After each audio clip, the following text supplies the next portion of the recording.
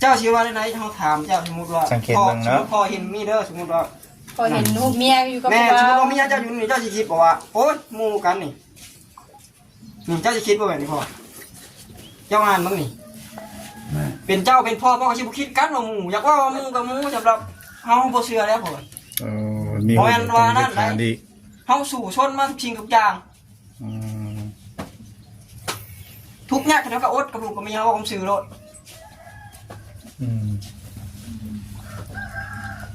แต่พอว่าจังได้สันมีความคิดในไรเนาะความคิดจังได้โดยลูกเรื่องเต้ามันกับจักได้ขึ้นแล้วกันว่าผู้นายผัดยูพุทธมันกันว่า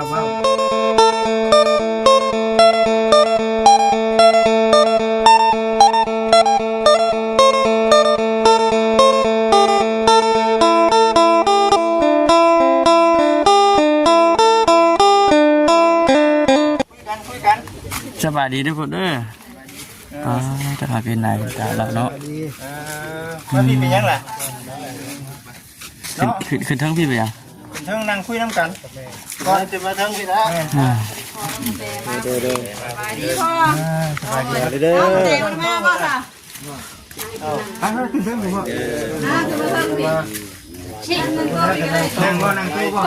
ก็แล้วมันจะ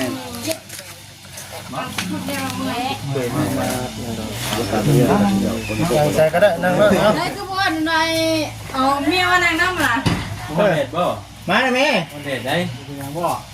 ที่หานั่งชนทมแน่ฉันเนาะโอ้ยสบายดีเนาะคุณบ่ไปนั่งน้ำกันคุณได้เนาะก็ได้บ่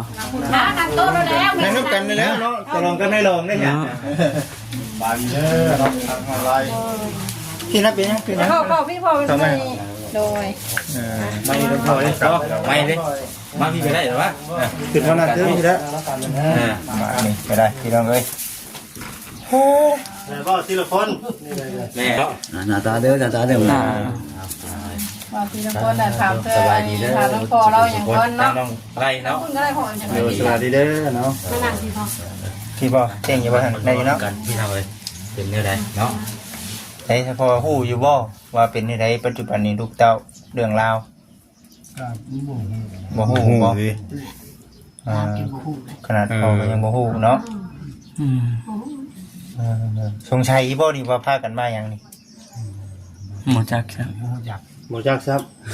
แล้วก็ไปแต่เล่าเนี่ยเราไปแต่เล่าอ่ะแล้วพ่อมายังสานี่นะมาจอบบึงเฮือนจอบเพื่อนโอ้ความที่ประชุมเจ้ามาเนี่ยเจ้าตะต้องมันจะมาเจ้าเพื่อนนี้โอ้เดี๋ยวสิมาจอบเพื่อนอยู่ในบ้านน้องเตยอยู่ใส่ก็อยู่ในบ้านอยู่ในเฮือนพ่อบ่หรือว่าเฮือนไผแม่อยู่ในเฮือนเด้อตอนนี้แหละก็แต่บ่ได้เราสู่พ่อฟังบ่ว่าปิดเถียงกับลูกกับผัวไรจะเว้าสู่พ่อฟังลูกก็คือว่าแล้วพอคือเขาว่ามันเรื่องมันมีปัญหากันย้อนเรื่องไปนั่นแหละครับเพิ่นไปแหละอันว่าเรื่องกินเหล้ากินเบียร์นั่นแหละเว้ากันแหละเพิ่นก็ไปหาเฮาอยู่ป่าอ้อยเมื่อวานนี่น่ะเอารถลงมืดน่ะไปเฮารถเคลียร์จุดดีเฮาว่าเฮาอันไอ้ขอให้เจ้าเปลี่ยนให้ได้บ่เรื่องกินเหล้ากินเบียร์นี่เรื่องกินว่าซั่นเรื่องกินนี่เปลี่ยนได้บ่เพิ่นว่าเปลี่ยนบ่ได้โลดเพิ่นว่าเพิ่นว่าเปลี่ยนบ่ได้โลดสมมุติว่าเฮาว่าถ้าว่าเจ้ามีหยังบ่พอใจนำอ้ายนี่อ้ายเฮ็ดหยังไปบ่ถูกบ่หยังแหละเจ้าบอกโลดอ้ายสิเปลี่ยนให้เฮาเว้าน่ะเพิ่นก็บ่มีหยังแนวเจ้าบ่ดีกูแนวเพิ่นว่าน่ะแต่ว่าให้เปลี่ยนกินเหล้ากินเบียร์นี่บ่ได้โลดความหมายมันใดแล้วกันว่าบ่ได้ก็คือว่าสมมุติว่าให้เปลี่ยนเข้าหากันถ้าว่าจะอยู่กันเพิ่นว่าเปลี่ยนบ่ได้โลดเพิ่นเว้านะเพราะว่าเฮาเว้าอีหลีได้พอให้มันว่านั่นเฮาบ่ได้เว้าหยังเลยเฮาเว้าว่านี่เฮาก็ขอซำนี้เฮาบ่เฮาเว้ากับอ้ายเฮาหยังกับหยังเฮาก็เฮาว่าเฮาสิเคลียร์ตัวนี้ให้มันลงโตเฮาบ่ได้ว่าสิผิดสิร้ายกันดอกแต่เพิ่นไปหั่นเพิ่นไปแล้วเพิ่นว่าบ่ได้แล้วนะแนวเว้ากันนะแต่เฮาก็เลยว่าถ้าเจ้าเฮ็ดบ่ได้เด้มันบ่ได้เด้แบบนี้เฮาเว้า1มาเรื่องนี้2มาก็เรื่องเว้าแพ้วคือเว้าได้พอเฮากับว่าเฮาเว้าได้เฮามีฮู้มีหยังได้ก็เฮาสินั่นน่ะ เอามีหูมีอย่างข้างในเรียบร้อย เปิดในพอแล้วเบิ่ง นี่เจ้าชื่อว่าได้ไหนเขาถามเจ้าสมมติว่า สังเกตเบิ่งเนาะ พอเห็นมีเด้อสมมติว่า พอเห็นรูปเมียอยู่กับ แม่ ผู้ สมม บ่า ติ ว ว่าเมียเจ้าอยู่นี่เจ้าสิคิดบอกว่าโอ๊ยหมู่กันนี่เจ้าสิคิดว่าแบบนี้พ่อเจ้างานบ้างนี่เป็นเจ้าเป็นพ่อพ่อก็สิบ่คิดกันว่าหมู่อยากว่าหมู่กับหมู่สำหรับเฮาบ่เชื่อแล้วพ่อ มี เพราะงั้นว่านั่น ทานดี เฮาสู่ชนมาทุกสิ่งทุกอย่าง อืม ทุกอย่างแล้วก็อดกับลูกกับเมียว่าผมซื้อรถ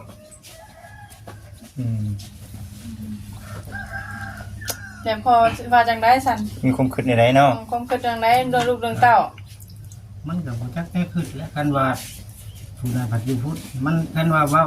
อันนั้นเลยก็มันต้อง เอามา สองจ้องหน้ากัน มันจังจักแนวเว้า แม่มันต้องได้ยินจากปากผู้นั้นอีกแล้วเนาะ แม่ เลยอืม แต่ที่พ่อมานี่มาเจาะเพื่อนซื่อ อ๋อ แล้วก็มีอีกตัวหนึงเมื่อคืนนี่น่ะโทรมาหาโดยตรงรถว่าถามว่าบ่ฮู้บ่ว่ามีลูกมีผัวแล้วฮู้เพิ่นว่าจะเฮ็ดหยังเพิ่นว่าที่เราได้บ่เลย บอกเราก็ว่าผู้โทรมาน่ะเป็นไผจะต้องเว้าซื่อน่ะ ก็ถามแล้วว่าเป็นหมู่หรือเป็นหยังก็เป็นผู้บ่าวเพิ่นเว้าได้ เป็นว่า ใช่ แม่ แม่ ตรงๆเลยเพิ่นเว้าน่ะถามพ่อแม่นี่ก็ฮู้เพิ่นก็ได้ยินโทรเมื่อคืนนี่น่ะถามว่าเป็นหยังกันเพิ่นก็ว่าผู้บ่าวแล้วถามมาเจ้าฮู้บ่ว่าแต่เรามีลูกมีผัวแล้วฮู้จะเฮ็ดหยังเพิ่นเว้าเว้าที่เราได้เพิ่นเว้าน่ะแล้วก็คืออันหนึงแหละเพิ่นเว้าแบบว่าคันหาคันเอาผัวใหม่แล้วนะเพิ่นเว้าน่ะตั้งแต่เว้าที่เฮาน่ะคือสิได้ดีกว่าเจ้าเพิ่นเว้าน่ะ นี่ เพิ่นเว้าแล้วนี่กว่าเฮาสินั่นน่ะเฮาก็บ่เว้าหยังเฮาก็ว่าคันเจ้าเว้านั่นน่ะก็เมื่อเฮาเว้า มันคือสิบ่ลงตัวกันแล้วแม่นบ่ฮะ แม่น เพราะว่าเฮาเว้าแบบนั้นแล้วเพิ่นก็ยังว่าแนวนั้นอยู่ก็มันก็คือสิจบแล้วความหมายมันก็ได้ เนาะ แต่ นี่ ว่า จะให้พ่อนะสมมุติว่าให้พ่อนั่นเบิ่ง ถามเบิ่งเนาะ แม่นแล้วก็มันแม่นหรือบ่หรือบ่แม่นแต่ว่าให้พ่อเว้าเบิ่งนั่นแหละ ปรึกษาให้ทั้งแต่ แม่น พอ ป ป รึ รึ ก ก ษา ษากับ เบิ่งให้ ทั้ง พ่อ ลูก ถาม เบิ่ เบิ่ ง ง เนาะ หรือมันแม่นบ่จังซี่ เพราะว่าเที่ยวมานี่ทั้งน้องได้หันโทรหาเนาะโทรหาอย่างมีอันอย่าปรึกษา แม่ ว่ากระแตนี่ส่วนขายเฮือน อ๋อ ส่วนขายเฮือนน่ะแบ่งเป็นสองส่วนแต่เฮานั่นบ่บ่พร้อมแต่ทีมงานเฮาก็คือก็ง่ายก็มีแต่เฮาเบ้าผู้เดียวก็บ่ได้ตั้งใจผู้เดียวก็บ่ได้ฉะนั้นเพราะว่าหลายคนมาซอยเนาะ แม่ นับตั้งแต่ซื้อที่แล้วก็เฮือนซ่านเพื่อสิได้มาหลังนี่ก็บ่แม่นแต่ผู้หนึงผู้เดียวแต่ก็ผู้ใหญ่ก็มาหลายคนหลักๆก็คือทั้งบ่อเตียงบ่อจันแล้วก็หลายคนที่ว่ามากลัวสิเฮือนหลังนี่แล้วไปสมบูรณ์เนาะ แม่ แต่เฮาสิว่าน้องได้ถึกแต่ก็แต่บ่อยู่ก็เฮาก็ว่าบ่ได้อีก ต้องสองคนเนาะมา ต้ นั่ อง ง เอา กิน กระ กัน แต คุยกันเนาะ แม่นเอาแต่มานั่งนํกันแต่ก็ทั้งพ่อสองฝั่งสองฝ่ายว่าฟังนํกันว่ากระแตนี่สิตอบว่าจังได แล้วก็ทางผู้รักผู้ใหญ่เพิ่นที่สุดซอยมานี่เพิ่นสิว่าจังไดก็ขึ้นกับความตัดใจกับเพิ่นอีกเนาะ คือทางแท้เฮาเอง คือทางเฮานี่ เนาะ มีแต่เฮาเป็นหน้าที่เป็นสะพานบุญถ้าเพิ่นว่า อยากให้น้องกระแตคือน้องได้ถึกเฮาก็ยังเว้าบ่ได้อีกแหละแม่นคือน้องได้ถึกแต่กระแตผิดนี่กระแตเอาหยังไปบ่ได้สักอย่างก็สุดเดียวกับแต่เพิ่นอีก แม่น อันนี้ขึ้นกับผู้รักผู้ใหญ่แต่เมื่อนี้ที่เข้ามานี่ก็อยากมาฟังเบิ่งเพราะว่าน้องเพิ่นนี่โทรหาอยากมีเรื่องปรึกษาแล้วก็มาก็ให้ห้องใส่เฮาก็ได้ยินข่าวได้เห็นหน้าตาก็เฮาก็บ่ได้มุกใจอยากว่าสิไปหาน้องกระแตอยู่บ้านดงบางแง้วไปถามเบิ่งเฮาสิฟังแต่ฝ่ายเดียวเฮาก็เป็นไปบ่ได้ว่าสิเข้าข้างฝ่ายเดียวมันก็บ่เป็นธรรมเนาะ แต่น้องเพิ่นปัจจุบันนี้อยู่บ้านหนองเงี้ยวเด้ อยู่เพื่อนพอเลยแม่นบ่ ทั้งน้องทั้งนมเลยอ๋อพุ่นแลสัน ต้อง เนาะ หาคนอยู่เพื่อนไป แต่ เนาะ เฮาต้องไปถามอยู่ ต้องฟังอีก ฟังอีกพอย แม่ เนาะไปให้นี่เด้อเฮาไปถาม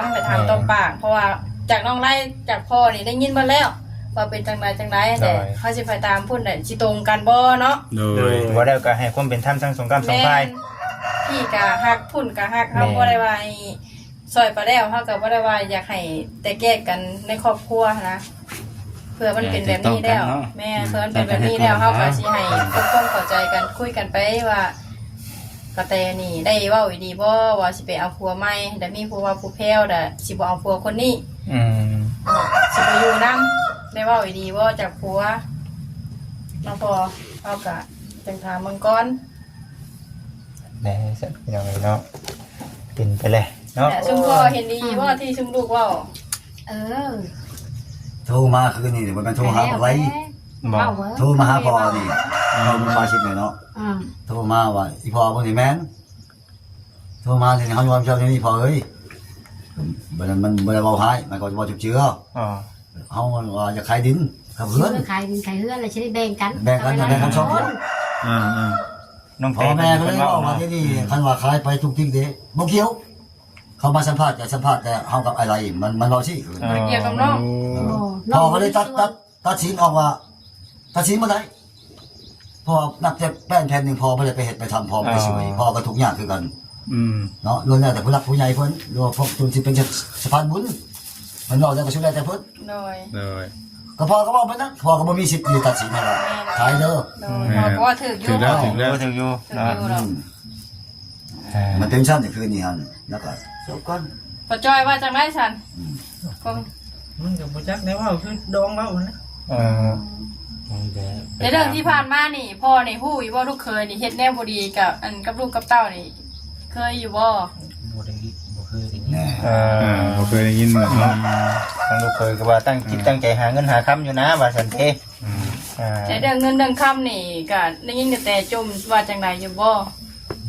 บ่ได้ยิน เงินที่ผัวหามาได้นะสมมุติถามเด้อว่า ที่ผัวหามาได้นี่ผัวแต่ละเดือนนี่ผัวไปดินไปกินแบบบ่ได้ให้ลูกให้เมียบ่เนี่ยนะ ลูกเมียบ่นะ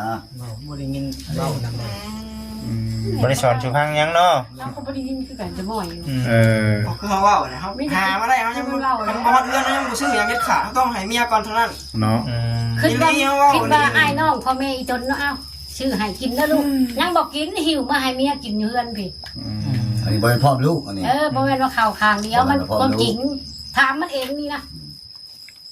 อ้ายจนว่าหยอกว่าอดได้เลยเนาะเมื่อเฮือนได้นี่เมื่อให้เจ้บ่ได้นี่มันก็ฮับ ไม่เจได้ที เมื่อเจ้บ่ได้นี่อ้ายบอกฮับมันก็ ตะดองเราก็ฮู้ลูกเราเป็นสภาพแบบใดเราก็ฮู้หมดฮู้แล้วแต่เราเว้าบ่ได้เราก็ดีเรา ลูกนี่คือใจเฮา เอาไปมาโหขอโทษนำลูกเจ้าอย่าเจ็บปากเราอีกไว้เฮาบ่ได้ยินเฮาฮู้หมด บ่แพ้ลูกหรอก บ่แพ้ลูกเรานะ ลูกเล่าแล้ว ต้องมาถามทางน้องแต่อีก ต้อง เนาะ มาถามเบิ่งเนาะ ถามทั้งนั้นแหละ ตามมือ ให้เบิ่ง พ่อที่ชาสบุญไหนเนาะทำมาชุกูชุคนลูก โดยเอา ท่านถามเนี่ยอยากให้ถามข้างใน ว่า เคยเฮ็ดแรงเฮ็ดงานอยู่บ่เคยแจ้งเขา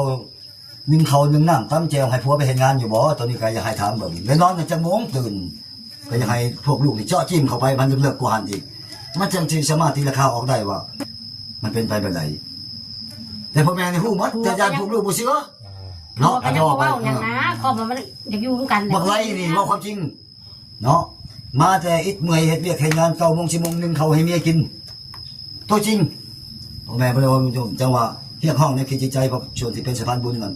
ในการถามให้ลงเลิกเจาะจิ้มเข้าไปหอดแรงงานอีก ถามว่ากลับคืนคือว่าสมมุติว่าบ่ได้ว่าให้จิกเนาะ คือว่ากลับคืนมาหาลูกกับผัวคือเก่าแล้วให้เปลี่ยนตัวนี้ให้ปฏิบัติตัวนี้ได้บ่ ตัวนี้ก็ หากกับท่านถามน้องไว้จะมันหับหรือบ่ว่าไปคือดอก ถามเบิ่งว่าตัวนี้หันเฮาก็ต้องมาทั้ง2 ฝ่ายก่อนหรือ50บาทประเดียวกันบ่ได้ นั่นเลยแม่ก็บอกไปก่อน ก็เอาไปสมมุติว่ากระแตนี่ปรับเนื้อปรับโตหรือว่าสิมาอยู่กับลูกกับผัวน้องได้บ่เอาไหนเรื่องนี้ก็โทษคนเดียวกับบ่ได้ตัวนี้เนาะกับฟังเบิ่ง2 ฝ่ายก่อน มันคือกับทุกคน คนเฮา ต้องมีผิดมีพลาด แม่นขนาดดิ้นอยู่น้ำปากก็ยังกัดเนาะ ทำเทื่อนั้นที่ก็สิพัดกันนี่ก็ ว่าชี้ยำคักๆมันก็ยำทะลินเลย แม่นก็ฟังคนก่อน แม่นนั่น ถ้า แห สิ ละ ตัดบัดเดียวมันก็บ่ได้เด้อน้องเด้อฟังเบิ่ง เรา คิด ฟัง ฟังผลก่อ เบิ่ น งก่อน บางทีเมียก็อาจสิเฮ็ดบ่สดผัวบ่มีเวลาไปนอนตัดอ้อย3 คืน 4 คืนเป็นอาทิตย์บ่มากความระบบใจเมียก็มีเนาะ เป็นไปได้เนาะ ก็อาจสิลองใจผัวเบิ่งสินะมันก็อันนี้เฮาก็เว้าก่อนเว้าแบบสมมุติเนาะบางทีผัวไปตัดอ้อยอันนั้นว่าไปปลูกคือเพิ่นปลูกอ้อยปลูกหยังอาทิตย์นึงบ่มาหาลูกหาเมียความมันนั่น เหงา ยัง เนาะ มีน่าจิตใจมันเหงาก็อาจสิเฮ็ดหยอกผัวก็มีเนาะอันนี้เฮาก็ มันก็หลายคนเลยเนาะ อันนี้คือเขาบอกเพื่อสงกับสงกับสงคายเด้อเนาะ เพราะว่าเฮ้ยแบบแม่นอยู่เป็นหมู่นำกันนี่ผู้ชายแต่ว่าเป็นหมู่แบบความ นี่เป็นหมู่เนาะ แม่นมาเฮ็ดเบิ่งดูสิแกล้งผัวเบิ่งดูอ่ะก็ ส่งมาให้น้องผู้น้องหันส่งให้หยอกอันพี่อ้ายตัวของลูกพี่อ้ายตัวสิว่าจังไดกะมีตัวนี้เนาะเฮาก็เว้าก่อนก็บ่ได้สิทางนี้แต่เฮาฟังเบิ่งก่อนฟังเบิ่งสองฟังสองฝ่าย แต่ว่า เฮาเป็นคนกลาง แม่นคือน้องได้นี่สติขาดแล้วว่าฉันฮ้อนแห้งแล้วขาดแล้ว คิดหลาย ภาพนี่มันขาดเลยน้องไร สองเทื่อโทรมาเพราะว่า เออ แต่โทรมาแล้วพญาโทรมา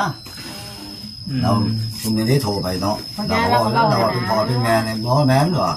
เราก็เล่าเรื่องสุพรรณเราว่าคอยนี่แล้วก็ไม่ได้ว่าชุบเชืองให้เราบอกคืนนี้เลย ได้ เราว่านับจะไปอยู่ทางคอยนี่ก็คอยกระเบื้องยากให้เราเราบอกว่าอะไรคนนี้ถาม เรา ว่า ก็บอกให้มา ห แล้ ลายว คนว่าหลายคนว่า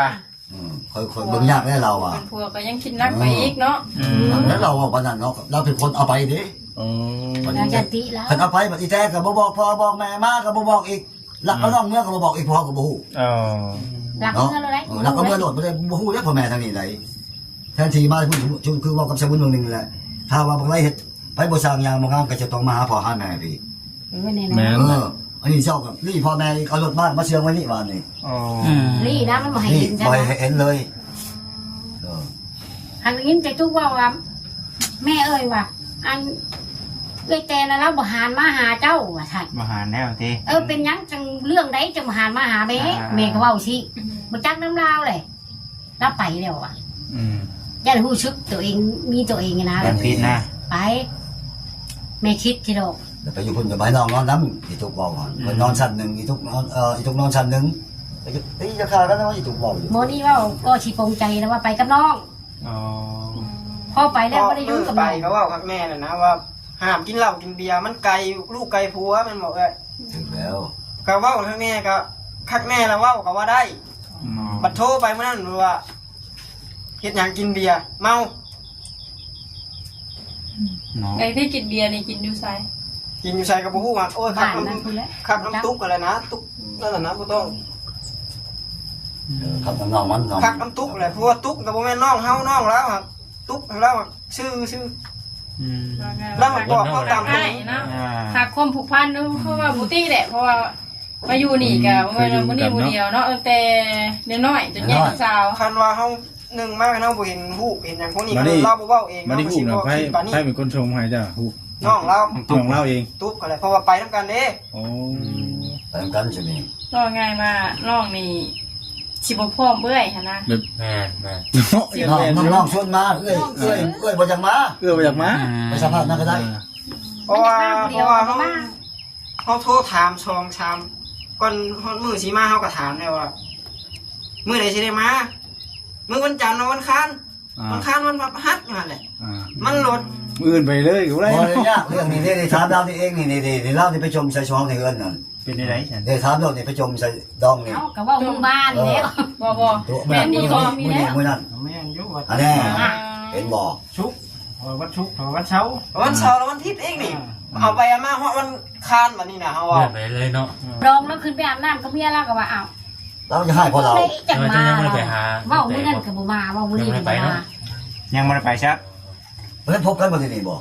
พบแล้วอยู่บ้าน อ๋อผมจะอยู่บ้านเนาะ แต่ว่าตอนที่พ่อมานี่แต่นั่นอยู่เฮือนแม่นว่าตอนนี้ แต่ว่าบ่ได้เว้าเรื่องผิดกับลูกกับผัวบ่ได้เล่าสิฟัง แบบปกติทุกอย่างเลย เดี๋ยวว่าเฮาครับ มีหยังเกิดขึ้นนะเนาะ เนาะมันก็ต้อง พ่อบ่ได้ถามบ่ซับเอ้าเป็นจังแต่คือผู้เมื่อเฮือนเมื่อซานเมื่อหะ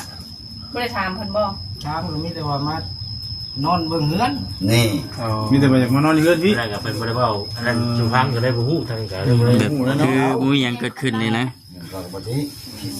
คือมาแล้วก็คืออยู่ว่ายันพิกลูกกับผัวอยู่แล้วเราถึงมาแต่ว่าบริถามเรื่องปานนั้นนะก็ เราคนนั้นแหละ เพิ่นก็บ่ค่อยเว้าปานใด คอยว่าบันได คำว่าของลูกกลุ่มอะไรที่ ลูกท่วมแล้วลูกว่าบาทเราได้บาทนึงลูกได้ชิปเราเราบ่ตอบบ่ได้